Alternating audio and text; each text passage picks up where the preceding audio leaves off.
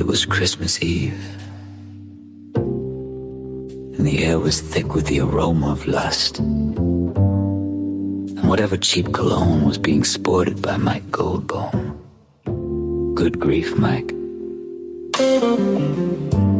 No one's worn that stuff since 1992.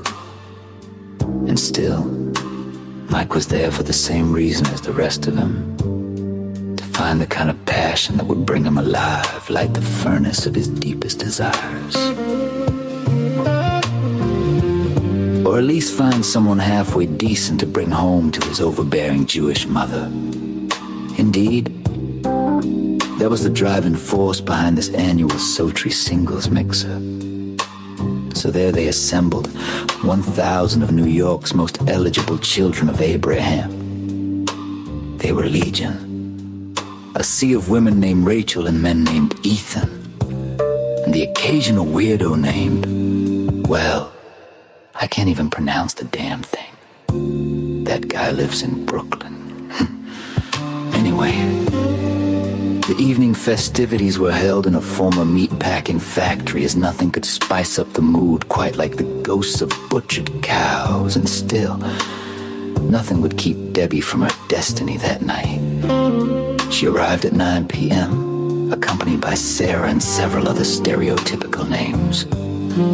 Debbie was a young and spry 38, recently single and ready to devour the first awkward accountant she could sink her teeth into.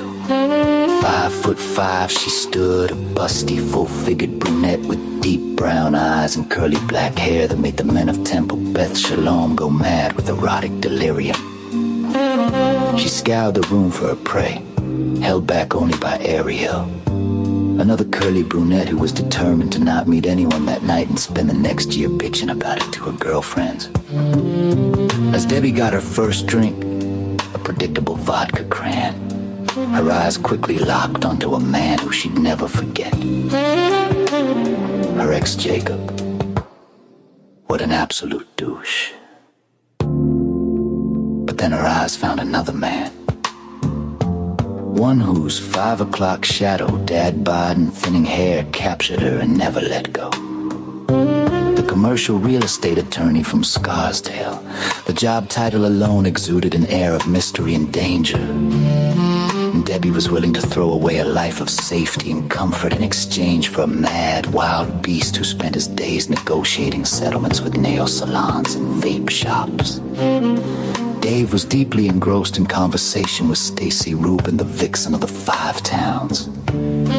Stacy was ready to devour him whole as she ran her hands through whatever strands of hair were left on that sad melon of his.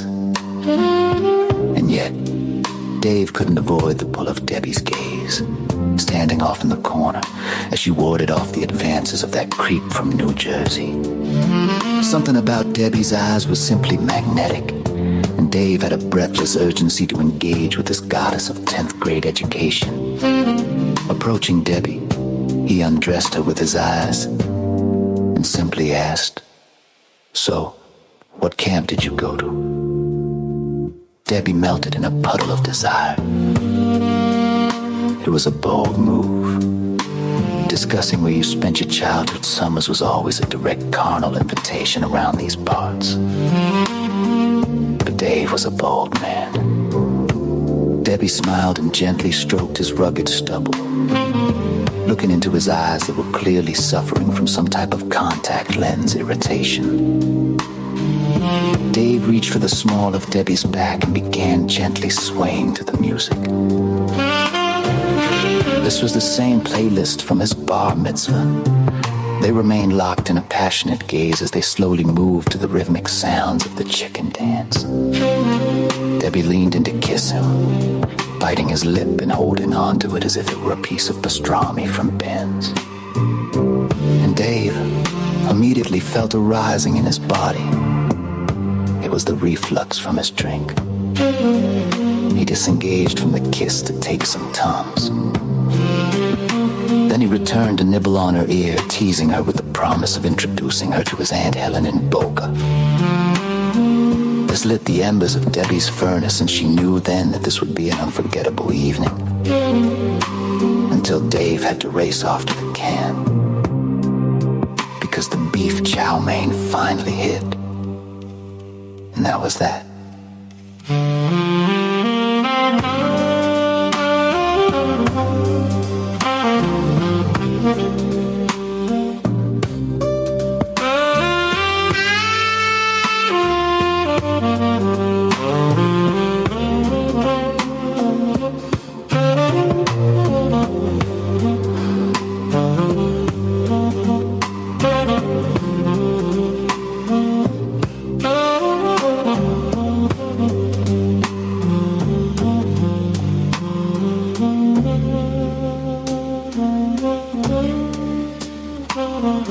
Mm-hmm.